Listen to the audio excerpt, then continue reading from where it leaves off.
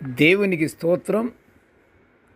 అనుదిన దేవుని వాక్య ధ్యానమునకై ఈరోజు 2026 సంవత్సరము ఆగస్టు నెల 22వ తారీఖు. ఈరోజు ధ్యాన వాక్యము పరిశుద్ధ గ్రంథము నుండి సామెతల గ్రంథము 31వ అధ్యాయము 10వ వచనాన్ని మనము ధ్యానించుకుందాము. ధ్యాన వాక్యాన్ని ఒకసారి మనము చదువుకుందాము. గుణవతి అయిన భార్య దొరుకుట అరుదు, అట్టిది ముత్యము కంటే అమూల్యమైనది. ప్రియ దేవుని బిడ్డలారా, ఈరోజు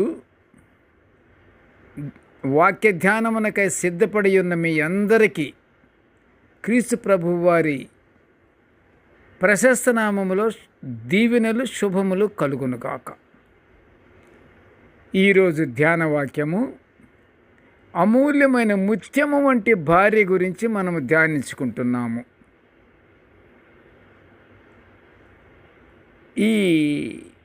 ఈ అమూల్యమైన ముత్యం వంటి భార్య గురించి మనం ధ్యానించుకుంటూ, వివాహము అన్ని విషయములలో ఘనమైనదని అపొస్తలుడైన పౌలు గారు హెబ్రీయులకు రాసిన పత్రిక 13వ అధ్యాయము 4వ వచనములో వివరించిన విషయం కూడా మనము మర్చిపోకూడదు.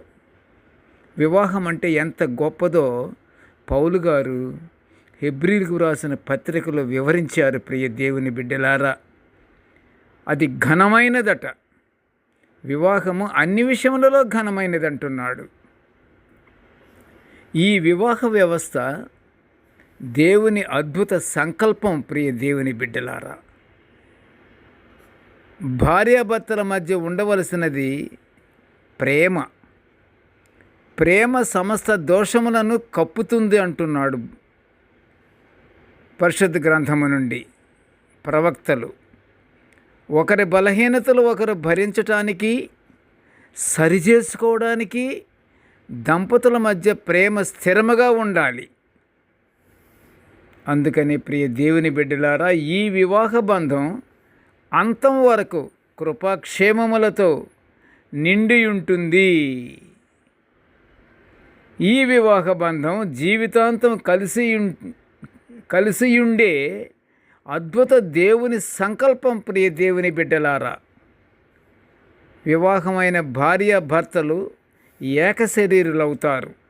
ఇందులో పురుషునికి గుణవతి అయిన భార్య దొరకటం చాలా అదృష్టం. ఎందుకనగా ప్రియ దేవుని బిడ్డలారా, ఎందుకంటే అలాంటి గుణవతి గల భార్య దొరకటం అరుదు అని జ్ఞానైన సొలొమోను గారు వ్రాసిన సామెతల గ్రంథము 31వ అధ్యాయము 10వ వచనములో మనం చూస్తున్నాము. గుణవతి అయిన భార్య దొరకటం అరుదు అంటున్నాడు. అరుదు అంటే ఎంత కష్టమో. అలాంటి గుణవతి అయిన భార్య దొరికినందువల్ల ఆ కుటుంబము ఎలా ఉంటుంది? 30దంతలుగాను 60దంతలుగాను దేవుని యొక్క దయలో విస్తారమవుతుంది. అయితే ప్రియ దేవుని బిడ్డలారా, దేవుడు జత చేసిన భార్యాభర్తలలో భార్య గుణవతిగానే అయ్యుంటే ఆ వివాహము ద్వారా ఏర్పడిన కుటుంబము దేవుని దయలో 3 పువ్వులు 90 కాయలుగా వర్ధిల్లుతుంది. ప్రియ దేవుని బిడ్డలారా, ఒక్కో కుటుంబములో వివాహమైన దంపతులలో భార్య గుణవతి అయినందున మంచి బిడ్డలు కలిగి, అంటే ప్రియ దేవుని బిడ్డలారా, అర్థమైందా? మంచి బిడ్డలు కలగటానికి కూడా గుణవతి అయిన భార్య ఉండాలి. గుణవతి అయిన తల్లి, గుణవతి అయిన తల్లిగా ఆ బిడ్డలకు ఏర్పడుతుంది. ఆ గుణవతి అయినటువంటి భార్యగా భర్తకి ఏర్పడినందువల్ల మంచి బిడ్డలు కూడా కలుగుతారు. ఆ బిడ్డలు జ్ఞానవంతులై దేవుని యందు విశ్వాసము కలిగి భయభక్తులతో పెరుగుతారు. కన్ఫర్మ్, ఆ బిడ్డలు భయభక్తులతోనే పెరుగుతారు. వాళ్ళకి తెలిసింది ఏమిటంటే ఒకటే, ప్రేమ. హృదయం నుండి వచ్చేది ప్రేమ. ఆ ప్రేమే కలిగి ఉంటారు. ఆ బిడ్డలు, ఆ గుణవతి అయినటువంటి భార్య ద్వారా పుట్టినటువంటి బిడ్డలు విశ్వాసము కలిగి భయభక్తులతో పెరుగుతారంటున్నాడు. ఇది కేవలం గుణవతి అయిన భార్య పెంపకంలో దేవుని ఆశీర్వాదాలు పొందుకుని దేవుని బిడ్డలుగా జీవిస్తారు ప్రియ దేవుని బిడ్డలారా.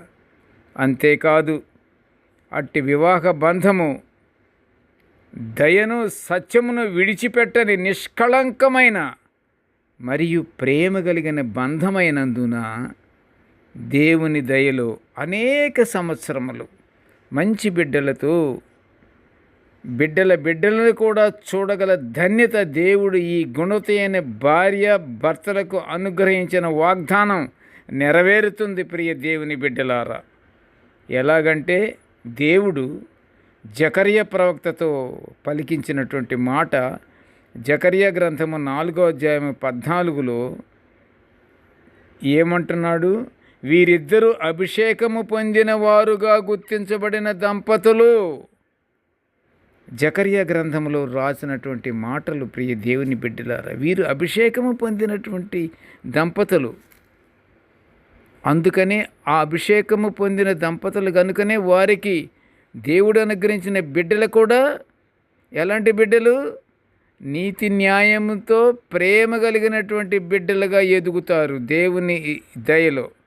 అందుకని దేవుని ఆశీర్వాదంతో వివాహ జూబిలీ వార్షికోత్సవాలు కూడా జరుపుకుంటున్నారంటే ప్రియ దేవుని బిడ్డలారా, ముత్యము కంటే అమూల్యమైన గుణవతి గల భార్య దొరికినందునే. కనుక ఈ వివాహ బంధము కేవలము ఏర్పడిన వివాహ బంధములో ఏర్పడిన ఈ గుణవతి అయిన భార్య వలననే ఇవన్నీ జరుగుతాయి అని పరిశుద్ధ గ్రంథము సెలవిస్తుంది. ప్రార్థన చేసుకుందాము. కృపగల తండ్రి, జీవము గల నాయనా, నీకు స్తోత్రములు. తండ్రి, నీ దివ్యమైనటువంటి వాక్యాలను మేము నిత్యము ఇలా ధ్యానించుకునే గొప్ప భాగ్యాన్ని మాకు అనుగ్రహించినందులకు నీకు ఘనమైన స్తోత్రములు నాయన. తండ్రి, నేటి వాక్య ధ్యానమును వినుచున్న ప్రతి బిడ్డను ఆశీర్వదించయ్యా.